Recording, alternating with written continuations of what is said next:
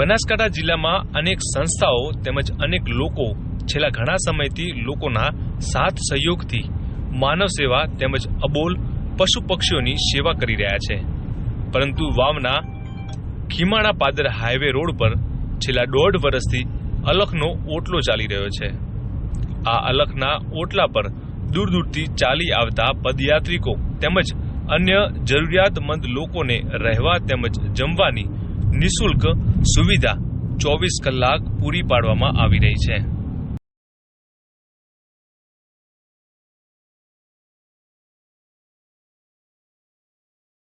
ગોહિલ જોધાજી વિહાજી ખીમાણા પાદર તાલુકો વાવ। આ આપણે હોય વાવ સોયગામથી 20 કિલોમીટર અને વાવથી 7 કિલોમીટરની વચ્ચે આપણી વાડી છે। વાડીના આગળના ભાગમાં હાઈવે ઉપર અલખનો ઓટલો બનાવેલ છે, જે ચાલતા જતા જે પદયાત્રીઓ હોય એના માટે।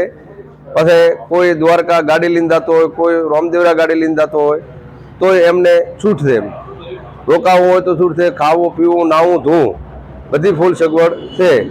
તો માણસો હાથું કોઈ નાઈ લે એવડું મોટું હોજ છે આપણા પાસે ભરાલ પાણીનો। પછી હોય 40-50 ફૂટનો એક બોર કરેલ છે, બીજો આપણી વાડીમાં બોર મોટો છે, પણ 40 ફૂટનો બોર એક આપણે બનાવ્યો છે। અને આમાં આ સેવામાં મૂળ 7-8 માણસો આપણને સહયોગી છે અને 1.5 વર્ષથી છે। એટલે આ બોધકામમાં બધા આપણને સહયોગ કર્યો હતો એ માણસોએ પૂરેપૂરો। સેવા કરવાનો વિચાર તો આમ તો ઠેઠ પહેલેથી છે। મારે દાદીમાના ઠેઠ હતો ત્યારથી, મારી દાદીમાની હું નાનો હતો ત્યારે જ મારા ઘરે ગમે એને તેડીને આવતો રહેતો, અને હું નાનો હતો ત્યારે એ સમયમાં મારા ગામને કુંદરે ગમે શાકનો રાવળીઓ શાક વેચવા આવે તો કે રોટી બારી ખાવાની, એટલે આ બધું હું ભાળતો હતો આવું।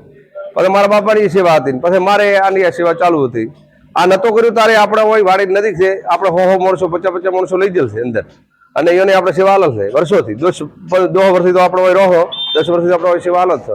ભોજન પ્રસાદમાં બાજરીનો રોટલો, ઘઉંનો રોટલો, ઘી ગોળ અને છાશ અને સબ્જી અલગ અલગ જે અલખ ઓટલો નામ પાડવાનું કારણ તો એમ હતું કે આપણે કોઈના નામે કરવું એના કરતા અલખ ધણીના નામે કરવું। રામાપીરનું નામ રણોદાવાળાનું અને દ્વારકાવાળાનું, એટલે અલખ ધણીમાં બધા આવી ગયા, અને જે હોય હેડે એ બધા આવે, એટલે એના માટે અલખનો ઓટલો નામ પાડ્યું છે કે દરેક જે આવે એનો હવનું જે હોય અંદર ઢળે એને એમ કે આપણું ઘર છે, એ રીતે એના કારણે અલખનો ઓટલો નામ આપ્યું છે।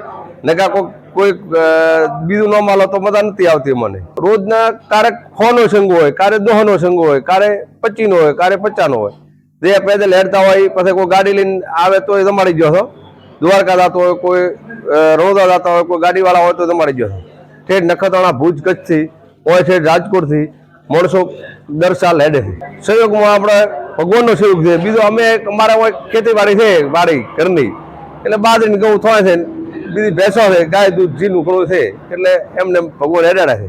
ના ચાર્જ કોઈ લેતા નથી, રહેવાનો જમવાનો કોઈ ચાર્જ નહીં। 100 માણસો કમ્પ્લીટ ગાડલો બીજો ઢોવા પાથરા ફૂલ સગવડ છે 100 માણસો સુધીની, અને 100થી વધુ માણસો આવે તો આપણે પાછળના ઘરમાં વાડી છે એમાં આપણે મોટું છે બધું અહીંયા લઈ જાઓ આપણા, કોઈ વધારે માણસો આવી જાય તો લોકોને તો આ બસ આના માટે કે કોઈ આવો, અને જે પેદલ યાત્રા આવે એને અમે ભાળ્યું છે કે એને તકલીફ સેવી પડે છે, એટલે અમને મજા આવે છે આ બધું સેવા કરવાની, થોડુંક અમનું રહે છે। અને અમારે 1.5 વર્ષથી તો અમારા બાપ છે હોય કાકો ગણ્યો ગણેશજી માતાજી છે, આપણે અમારા ગામના છે, પોતે 1.5 વર્ષથી હોય જ છે, ઘરે જતા જ નથી, એટલે પોતે અમને ફ્રી સેવા હાલે છે। હા ફ્રી, આપણે હાજર હો તો ગમે એટલા માણસો આવે તો તમારી જઈએ, એટલે અમારા માટે ખૂબ આ અનુકૂળ છે। અને અમને આ બધા કેડિયા કહે છે કે આ કરો, અને આ નિમિત્તે આપણે 1.5 વર્ષ થયો આ નિમિત્તે કર્યું, એટલે વરે વાવ ભીમા રોડે એક વરે નવું બનાવ્યું છે, બીજા વાવના માણસો લગભગ બધા આખા મોટા મંડળથી, એટલે અહીંયા બોધકામ કર્યું। હવે ચાલુ રસોડું કાર કરે ખબર નથી, પણ આપણે 1.5 વર્ષથી રસોડું ચાલુ છે।